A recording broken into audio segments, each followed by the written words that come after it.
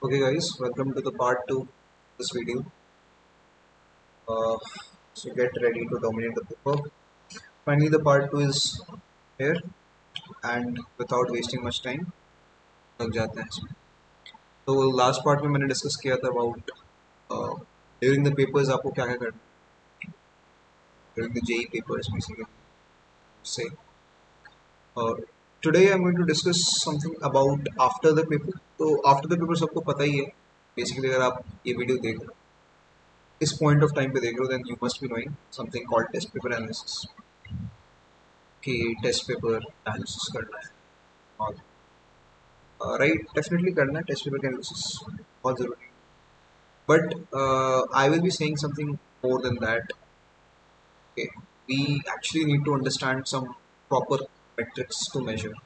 ठीक है, लोग टेस्ट पेपर एनालिसिस के नाम पे क्या करते हैं मतलब they just basically make a data, questions attempted, questions correct, questions incorrect, questions missed, that's it. और फिर अगर थोड़े और सिंसियर हुए देन दे बेसिकली जो जो गलत क्वेश्चंस हैं या उनके सही तरीके कैसे होते हैं वो कर देते हैं. Is this you? क्या आप भी ऐसे करते हैं? This is the most terrible way of doing a test paper analysis. Most terrible way of doing test paper analysis. ऐसे नहीं होना चाहिए ताकि आप टेस्ट पेपर एनालिसिस को अपना फुल एडवांटेज में यूज़ कर पाएँ. मैं आपको बताऊंगा the actual way how you can do your test paper analysis. तो कोई भी पेपर एनालिसिस आप जब भी आप करते हो आफ्टर अ टेस्ट, ठीक है, तो कोई भी आपने टेस्ट दिया चाहे वो 3 घंटे का हो या 2 घंटे का हो या 6 आवर्स का हो या 4 आवर्स का हो, कोई भी टाइम स्लॉट ऑफ पेपर आप दे रहे हो for any exam, JEE exams, it will totally become waste if you do not analyse it properly. ठीक है, अगर आप उसका ढंग से एनालिसिस नहीं करते then this is absolutely waste of time. इसका वैल्यू तभी होगा, इस 2 आवर्स की वैल्यू तभी होगी जब you actually analyze the paper. So, for analyzing the paper, we must understand the proper metrics. What do you mean by metrics? Basically, the data which you have to measure through. तुमने जो paper में कांड किए हैं वो आप उसमें से you need to extract your weaknesses, your strengths, ताकि उसको आप next stage of this cycle इसका इसके बाद वाला प्रोसेस है उसमें आप यूज़ कर पाओ. कैसे यूज़ कर पाओ वो भी बताऊंगा. पहले तो मैं आपको ये बता देता हूँ जो test paper, excuse me, there is problem, kindly be with me and if you are in the video you can forward it, see when code is visible again. Sorry for the inconvenience.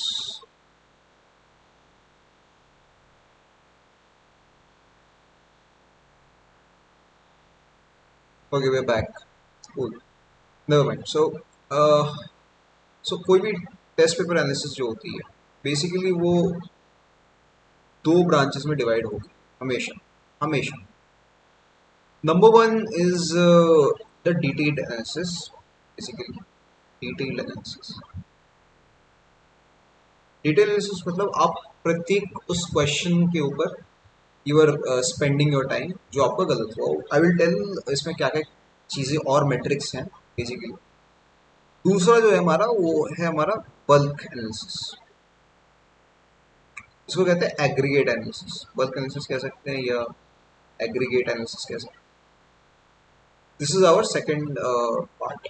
ठीक है, तो bulk analysis में क्या करते हैं हम लोग basically पूरा जो पेपर दिया हमने उसका ओवरऑल व्यू लिखते हैं, बल्क में व्यू देते हैं. ठीक है, ये नाम से समझ आ रहा है और इसमें हम लोग इंडिविजुअली हर एक क्वेश्चन के ऊपर देखते हैं.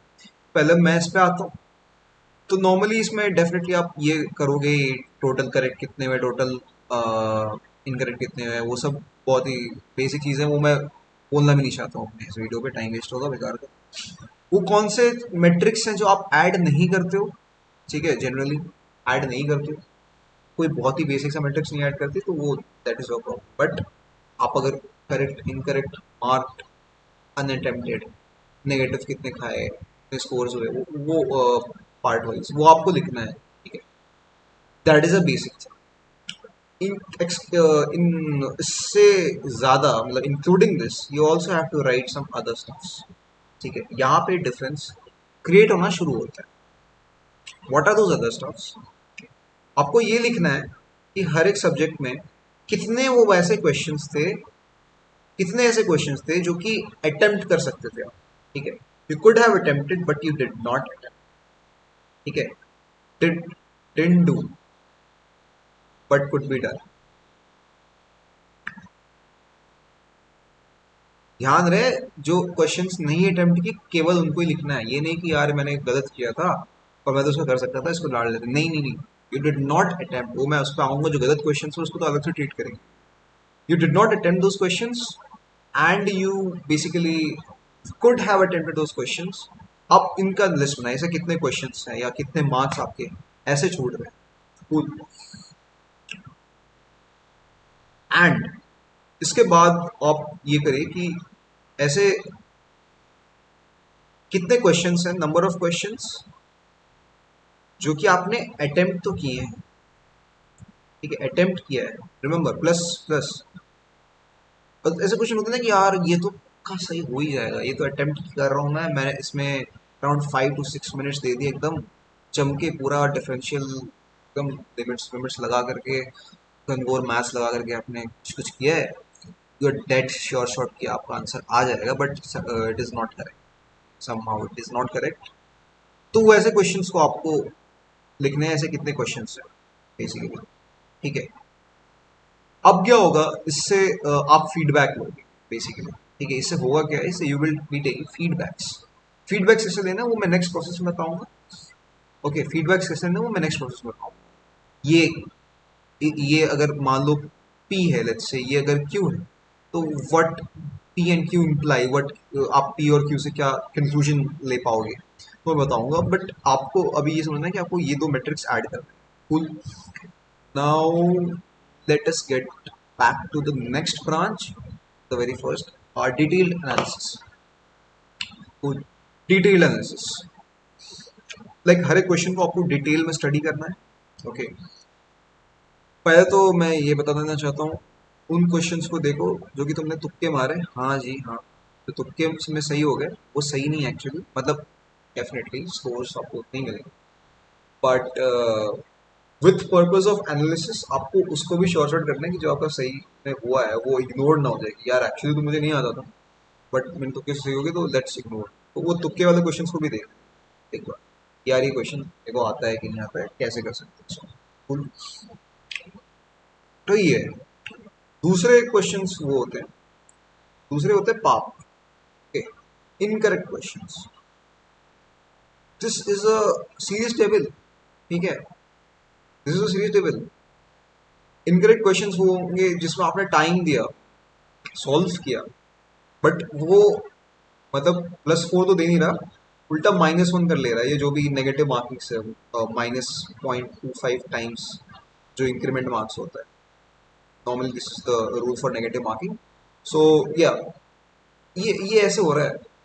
इनको क्या करें, इनके तुम क्या करना है, डिटेल एनालिसिस में होता है क्या है कि आप हर एक question, question number 1, question number 2, question number 3, हर एक क्वेश्चन में आप जाके देखते हो कि कौन कौन सा सही हो, कौन कौन सा गलत। तो पहले तो आपको तुक्के वालों को देखना है कि यार अगर मैंने क्वेश्चन नंबर 1 में तुक्का मारा तो let me write its method, कैसे इस क्वेश्चन को सॉल्व करते हैं, method, and solve that question in that test paper analysis sheet. Okay, incorrect question को आपको क्या करना है, तो इनकरेक्ट क्वेश्चन में आप वो शीट्स निकालो जिसमें आपने रफ किया था during giving the paper, during giving the paper. तो उन शीट्स में आपको क्या करना है, उन शीट्स में जिस क्वेश्चन को आपने इनकरेक्ट किया उस क्वेश्चन को आपको एक्सट्रैक्ट करना है कि हाँ ये यहाँ पे मैंने सॉल्व किया था, एंड लुक केयरफुली कि किस स्टेप में आपने मिस्टेक की है। स्टेप, फाइंड दैट स्टेप जिस पे आपने मिस्टेक की, यार ये स्टेप था जिसके बाद सब बिगड़ गया। ओके, अनडू दिस कि ऐसे लिखो कि माई अटेम्प्ट, जैसे लेट्स सपोज मेरा क्वेश्चन नंबर 5 गलत हुआ, इनकरेक्ट हुआ, right, right this like this, ऐसे 5 लिखो, my attempt, give a column in between the paper, अगर ये पेपर है, टेस्ट पेपर एनालिसिस वाला पेपर है, माई अटेम्प्ट, लिखोगे जो अटेम्प्ट है गलत लिखोगे। लिखो, अगर तुमने 2 + 2 6 लिखे लिख दो 2 + 2 6, दिस इज द स्टेप। और सॉल्यूशन, इसमें जो करेक्ट सॉल्यूशन है इंक्लूडिंग 2 + 2 = 4, छोटी से छोटी कर दी। इसमें आपको दिखेगा आपका कर्मकांड, यार ये क्या कर दिया मैंने, ये 2² को मैंने 8 लिख दिया, so on and so fourth what ever, right. 2 + 3 को 6 लिख दिया, मोस्ट कॉमन वन। सो आपको ऐसे करना है, माई अटेम्प्ट ऑन सोल्यूशन। इससे क्या होगा ना, आपको बस अगल बगल दिखेगा आपको, ठीक है। One I will be focusing on this one, another I will be focusing on this one. तो आपको ऐसे इनकरेक्ट क्वेश्चंस को ट्रीट करना है, फेयर इनफ। और आपको ये ट्राई करना है कि आप ऐसे क्वेश्चंस को एलिमिनेट करो, बिकॉज देखो एक तो वो टाइम खा रहा, दूसरा आपको नेगेटिव मार्किंग दिया, ये तो बहुत हद होगी ना, आपको नेगेटिव मार्किंग दिया जा रहा है इस चीज की। You also need to figure out why you mark the question you mark, जो कि आपको अगर आप इस ऐसे आप बना रहे हो ये अटेम्प्ट वगैरह, ठीक है, देन यू विल नो कि यार मेरा क्या थॉट प्रोसेस था while doing this question, and इन सॉल्यूशन क्या होना चाहिए मेरा thought process doing this solution. देखो, it is not important to know the correct solution, it is very important to know what is the wrong solution, ठीक है। गलत चीजों, जो गलत तरीका है ना सॉल्व करने का, वो ज्यादा important as compare to the correct, because लोग उसी में फंसते हैं। लोग फंसते हैं क्योंकि वो गलत अटेम्प्ट को सही, गलत चीज को सही मानते हैं, and that is where the accuracy goes off, ठीक है। तो इनकरेक्ट क्वेश्चन के बारे में मैंने बात कर ली, अब बात करते हैं हम लोग समथिंग जिससे हम लोग अपना कुछ बेनिफिट चर्न आउट कर सकते हैं, अनअटेम्प्टेड क्वेश्चंस, जो क्वेश्चंस आपने अटेम्प्ट नहीं किए, इस प्रकार के अनअटेम्प्टेड क्वेश्चंस होते हैं। एक तो होते हैं कि कर सकते थे, वही वाले कर सकते थे पर किया नहीं, भाई क्यों नहीं किया, समय नहीं मिला। उसको कुछ वो आपको लिखना है ऐसे कि यार ये कर सकता था मैं, ये तो अभी कर रहा हूँ मैं, लेकिन पेपर में नहीं, कूल, ये तो कर सकता था। फिर आपको वो लिखना है कि जो आपका मिस्ड कॉन्सेप्ट, ठीक है। चैप्टर नहीं लिखना है, no, do not write chapter. यार मेरा जैसे कि पैराबोला का क्वेश्चन है, डू नॉट राइट यार पैराबोला चैप्टर, नहीं, चैप्टर नहीं लिखना है आपको, क्वेश्चन है किस कंसेप्ट का वो लिखना है आपको, tangent of parabola, beat parametric equation, वो लिखो ना। You just write the concept, even sub concepts, ठीक है। कोई चैप्टर खराब नहीं होता, उस चैप्टर के कॉन्सेप्ट और सब टॉपिक्स खराब होते हैं, इसलिए आपको लगता है वो चैप्टर खराब, that is a big mirage, okay. So आपने वो मिस किया, वो लिखो, ठीक है। मैं बता रहा हूँ कितने टाइप ऑफ अनअटेम्प्टेड क्वेश्चंस होते हैं बेसिकली, ठीक है। फिर है हमारे पास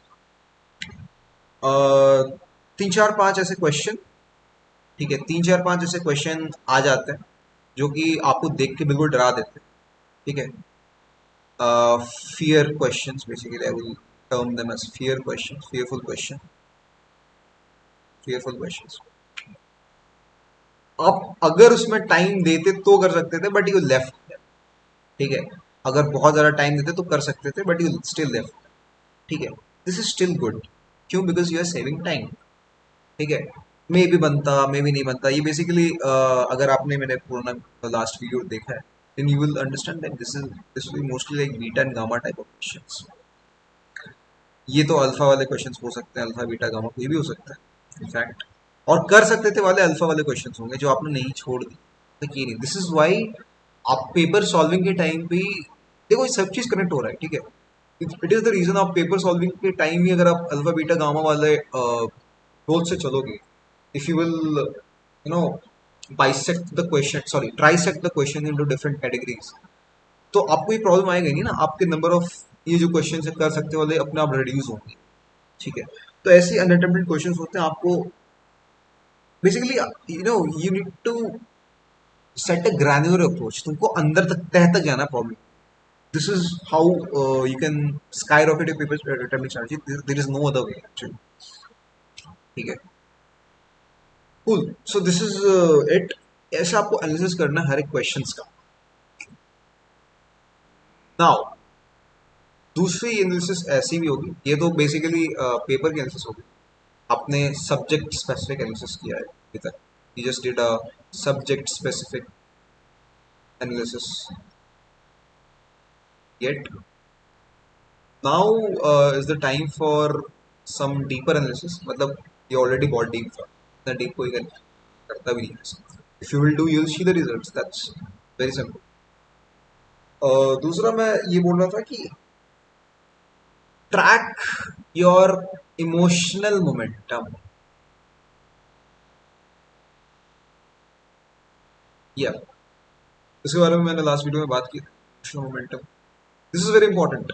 आपको देखना है कि जैसे कि आप गड़बड़ी कर रहे हो, जैसे कि बहुत ही इजी क्वेश्चन था, उसको आपने इनकरेक्ट हो रहा है, यार ये कैसे इनकरेक्ट हो गया, मे बी मैं उस पॉइंट पे घबरा गया हूँ. Track that point, right there in big words, मैं घबरा गया, my emotional momentum broke down. Why? Because once you admit, तभी आप इम्प्रूव करोगे. ठीक है, अगर आप मैं नेक्स्ट में बताऊंगा आपको उस टेस्ट पेपर को कैसे यूज करना है. तो when you will use it, तुम्हारे माइंड में बार बार फीड होगी, यार इस पॉइंट पे मैं जाकर अटक रहा हूँ, इस पॉइंट पे मैं जाकर अटक रहा हूँ. whether be that for those questions जिसमें तुम incorrect attempt करके आ जाते हो, right? or whether this be for these type of moments in exams जहाँ पे तुम्हारा emotional momentum break हो जाता है, क्योंकि तुमको नहीं होने देना है. This is what you actually need. Cool. So ये हो गया basically अभी तक का regarding what to do after paper. Obviously after paper you have to analyze the paper आपने जितने भी कांड किए उसमें. Without wasting another time, मैं इस पे जल्द आता हूँ. What beyond that? What beyond that? And again, what beyond that?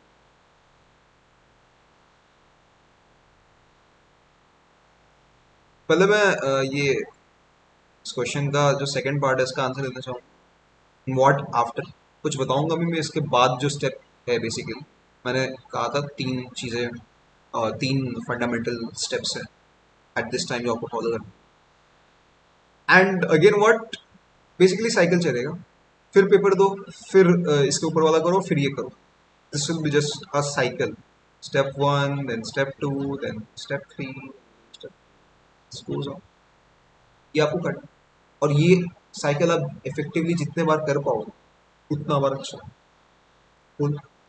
Fair enough. Now number one is, पूरी दुनिया कहती है almost 90% analyze your tests. I do not agree with it. कि सिर्फ analyzing your test will do any big improvement.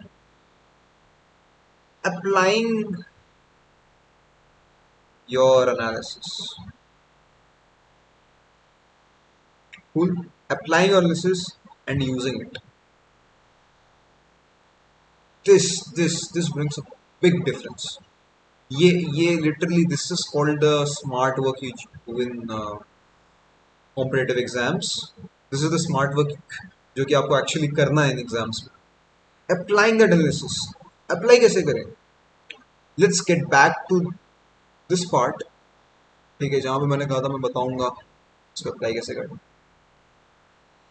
आपने एक paper दिया, ठीक है, आपके पास ये जो बेसिकली होगा 6-7-8 पेजेस का ये एनालिसिस बनकर तैयार हो. इससे पहले ये बल्क एनालिसिस होगा, एग्रीगेट एनालिसिस, ओवरऑल क्वेश्चंस के एनालिसिस होंगे. ये सारे मैट्रिक्स होंगे, कितने करेक्ट किए कितने इनकरेक्ट किए, मार्क्स वगैरह देख लेना, डिप्रेस हो जाना, जो करना है. बट इस वाले ये वाले जो दो है ये काफी इंपॉर्टेंट है. Didn't do but could have done, sorry, didn't do but could have done these questions. अगर ये ज्यादा होता है, what does this mean? You have to feed your brain. आपको समझना पड़ेगा इसका.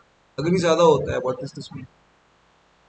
यार ऐसे बहुत सारे क्वेश्चंस हैं जो मैं कर सकता था बट मैं नहीं किया. It means my question selection sucks a lot. ठीक है, अगर बहुत ज्यादा हो तो बहुत बेकार है क्वेश्चन सिलेक्शन. तो नेक्स्ट पेपर में मुझे ये ध्यान रखना है कि मैं अपने क्वेश्चन सिलेक्ट बेटर करूं, वो अल्फा बीटा गामा वाला तरीका और इफेक्टिवली फॉलो करूं. राइट, इसको मैं और इफेक्टिवली फॉलो करूं. अगर नंबर ऑफ क्वेश्चंस अटेम्प्ट, ये दूसरा वाला क्या बोला था मैंने, लेट मी चेक वंस. हाँ, no result, something which delivers no result. 5 minute के बाद आप कर रहे हो और कोई रिजल्ट ही नहीं आ रहा, right? It means your question selection is wrong. इसमें तो आप गुड क्वेश्चन सेलेक्ट नहीं कर पा रहे, good question you are not able to select. इसमें wrong question you are able to select. जो गलत क्वेश्चन है वो which you are able to select. दोनों ज्यादा हुए तो बहुत खराब स्थिति है। You know what to do now, right? Exactly. तुमने इस एनालिसिस के बाद यू हैव फिगर्ड आउट कि where you are exactly lacking, कौन सा चीज है जो मुझे एग्जैक्टली दिख नहीं रहा। क्रिस्टल क्लियर हो जाएगा ये चीज। This is how you use it, that simple. फिर आता हूं मैं इस डिटेल एनालिसिस के ऊपर। ठीक है, तुक्के वाले तो ठीक है, तुक्के वाले आपको ये पता चल जाएगा कि आपके कितने तुक्के लग रहे हैं। ठीक है, although I don't will never say कि इस पे ज़्यादा ट्रस्ट करो। Always always revise those questions. अगर आपसे आपने उसको तुक्का मारा, ऑब्वियसली मीन्स दैट आपको वो नहीं आता। इनकरेक्ट क्वेश्चंस के लिए मतलब लिटरली कहूंगा कि you go through your attempt and solution and bang yourself every time, यार मैंने ये गलती की, ये मैंने ये गलती की, अब दोबारा मैं नहीं करूंगा। समझ रहे ना, ये data has to be feeded in your subconscious mind. Yes, subconscious mind. Because exam में बहुत बार हमारा कॉन्शियसनेस काम नहीं करता है। कॉन्शियसनेस मतलब we are not present most of the time in questions, और हम लोग कहीं और ही चले जाते हैं, सॉल्व करते रहते हैं एंड वी वाइंडर अबाउट। ये माइंड साइकोलॉजी है। तो अगर इन केस अगर हमारे सबकॉन्शियस माइंड में ये रहेगा कि यार मैं ऐसी गलती इस पॉइंट पे करता हूँ, तो उस पॉइंट पे वो हिट करेगा, यार ये एक सेकंड मैं ये एग्जाम में 2+3 6 लिख रहा था, हाउ इज दैट पॉसिबल। काट के, these are the moments which actually count. These are the moments जिससे हजारों हजारों रैंक का डिफरेंस हो जाता है। And if you can use this to your advantage, you are going to gain a lot simply. Attempted questions के analysis से आपको ये पता चलेगा कि जैसे इसके बारे में तो मैं बात कर सकते थे बट नहीं किया। अच्छा, ये वाला तो इम्पोर्टेंट है, इसके बारे में बात करूंगा मैं। Missed concepts. Okay, missed concept इसमें बेसिकली वही है, mixed concepts, not mixed, I am sorry, missed concepts. तो जो बेसिकली मिस्ड कॉन्सेप्ट्स हैं जो आपने नहीं पढ़े, जो कि होंगे डेफिनेटली बहुत, no one does full syllabus, that was my last video as well. Missed concepts, तो अब ये देखो कितने ऐसे कॉमन कॉन्सेप्ट्स हैं जिनकी वजह से मैं क्वेश्चन अनअटेम्प्टेड छोड़ दिया। Common, and give priority to common over uncommon, बस ये करना। ऐसा आपका जो सिलेबस है ना, वो मे बी 50, नहीं 50 थोड़ा कम बोल दिया मैं, 70% इज डिसेंट अमाउंट। अगर आपको 70% फिनिश्ड है, जो कि अभी तक हो जाना चाहिए, okay, I will not give you false hopes, 70% हो जाना चाहिए अभी तक। और अगर आप इस साइकिल में कर रहे हो स्टेप 1 2 3, तो 70 से कभी भी 100 नहीं किया जाता है। ठीक है, let me tell you this. Water जो है ना, it boils at 100 degree Celsius. ठीक है, तुम 101 डिग्री करोगे, 120 डिग्री करोगे, फिर भी वो बॉइल करेगा। तुम 100 डिग्री करोगे, फिर भी वो बॉइल करेगा। मुद्दा ये है कि हमारा काम होने से मतलब एफर्ट्स, अगर आप एक सैचुरेशन लेवल के ऊपर एफर्ट्स आप डाल देते हो, आपका काम हो जाएगा। इसके ऊपर आप कितने ज्यादा रहो, won't make any big difference, मतलब डिफरेंस ही नहीं देगा, लिटरली नो डिफरेंस। ठीक है, तो how to get that perfect saturation level in the best possible time, मतलब least possible time in fact, in the best efficient way, is this one. तुम track करो पेपर में, यार ये मैंने टेम्पलेट छोड़ दिया, this was my missed concept. अगर ऐसे तीन चार तो नहीं होंगे, 2 या 3 ऐसे क्वेश्चंस आ रहे हैं कॉमन वाले, कॉमन कॉन्सेप्ट्स वाले, तो उस कॉमन कॉन्सेप्ट को टारगेट करो। Make a list. ओके, इसके बाद मैं इसी पॉइंट पे बारे में बात करूंगा। Then you have to make a list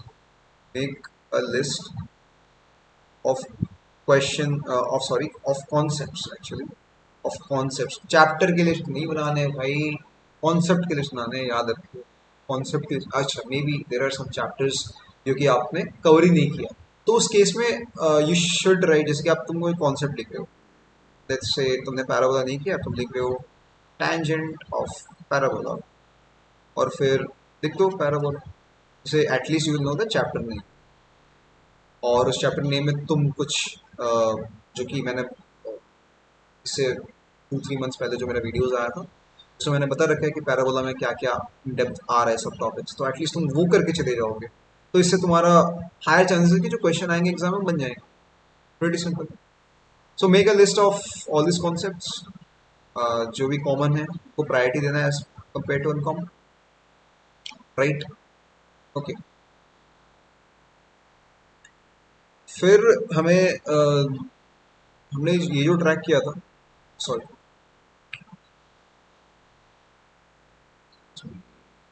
हाँ, ट्रैक योर इमोशनल मोमेंटम।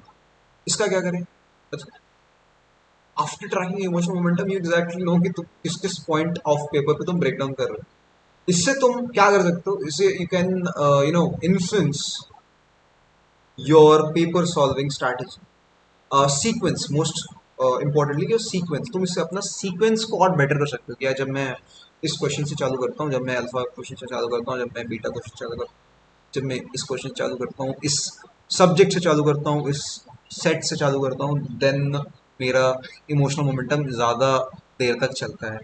तो हमेशा उस सीक्वेंस को बढ़ावा देना है, उस सीक्वेंस को फॉलो करना है जिसमें आपका ये जो इमोशनल मोमेंटम है वो बरकरार रहे ज़्यादा देर तक के लिए। More will be the length of your emotional momentum, better your performance will be. और अगर आप एग्जाम के एंड तक, ठीक है, 2 या 3 आवर्स का एग्जाम जो भी है, उसके एंड तक आप ये मोमेंटम बनाए रखते हो, ठीक है, जो मोमेंटम से स्टार्ट किया था स्टार्टिंग में वैसे एंड तो नहीं होगा, थोड़ा सा कम होगा, बट स्टिल अगर आप फिर भी उतने इंथुसियास्टिक हो, then you literally enjoyed the paper and destroyed the paper to the best possible rank which you can score. And ये बहुत ज़्यादा ज़रूरी है, इसमें लास्ट टाइम में मैंने बहुत ज़्यादा बात किया था इसके ऊपर, so I won't waste more time here. So yeah this is all, this is beyond that. इसके बाद आपको ये करना है, वन मोर इम्पॉर्टेंट चीज़ मैं बताना चाहूँगा, जैसे कॉन्सेप्ट्स हैं, ठीक है, कॉन्सेप्ट्स हैं, you have made the concept, अब पढ़ना है आपको, now you need to study the sad part. तो ड्यूरिंग प्रैक्टिस, ठीक है, जब ड्यूरिंग प्रैक्टिस,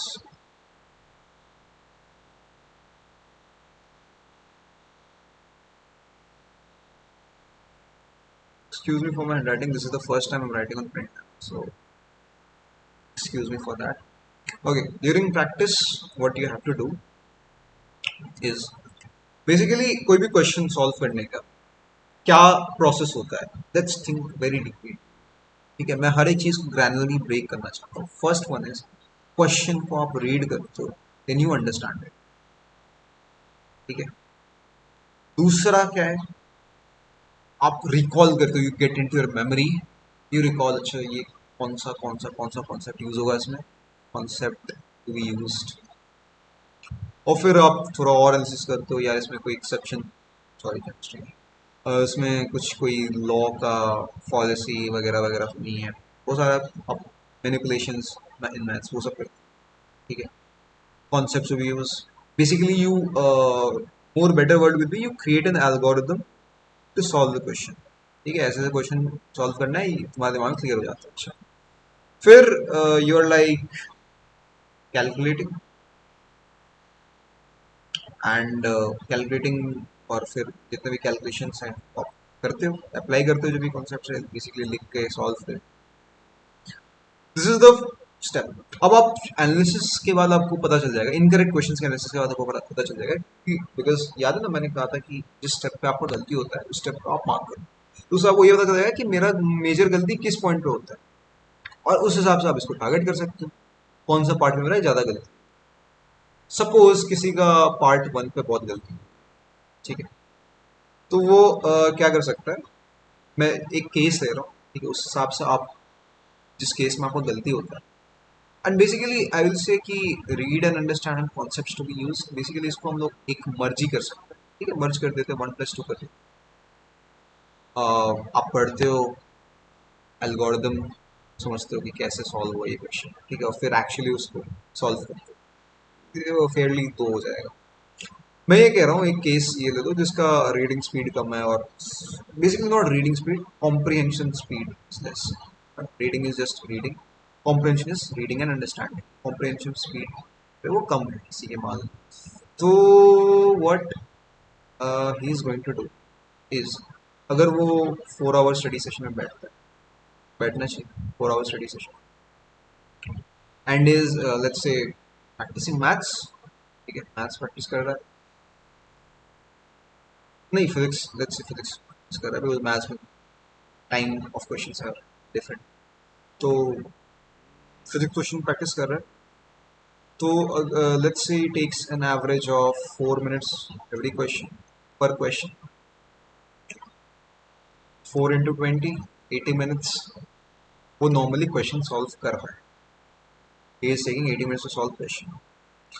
बेसिकली इस को आप ऐसे मैनिपुलेट कर दो कि चलो ठीक है 4 मिनट तो ये लग रहे हैं हर एक क्वेश्चन को करने में, वो नंबर ऑफ क्वेश्चन थोड़े से कम कर देते, 5 कर देते, 20 मिनट्स हो गए। बाकी 60 मिनट्स जो है, दिस इज इंपॉर्टेंट, बाकी 60 मिनट्स जो है, एवरी मिनट बेसिकली 60 क्वेश्चंस को आपको रीड एंड अंडरस्टैंड एंड तुम्हारे ब्रेन में एल्गोरिदम बन जाना चाहिए। This should happen very fast. This way, you're like an athlete who's, you know, focusing on a single muscle. Yeah, this is the problem.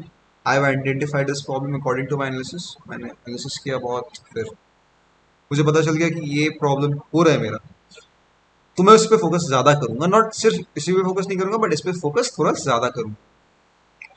ये important है, ठीक है। ये जो ड्रिल होगा ना आपका, ये जो 1 मिनट में आप एक क्वेश्चन समझोगे, तो इससे आपका जो वीकेस्ट पॉइंट है, जो पॉइंट नंबर 1 और 2 को जो मैंने मिला के बेसिकली कहा, ये जो वीकेस्ट पॉइंट्स है, यार मैं तो रीड कर इसको, तो this will improve over time. And trust me, after having this 4-5 sessions of this, you will see improvement in your paper self. ये मतलब ऐसे दिखेगा आपको कि लगेगा कि यार ये इतना ईजी था क्या, what wrong we have been doing. Do not wait. Start following this. That's all I have to say. That's all I have to say, guys. मैं बिल्कुल टाइम वेस्ट नहीं करूंगा. This is the end. Please write down in the comment section.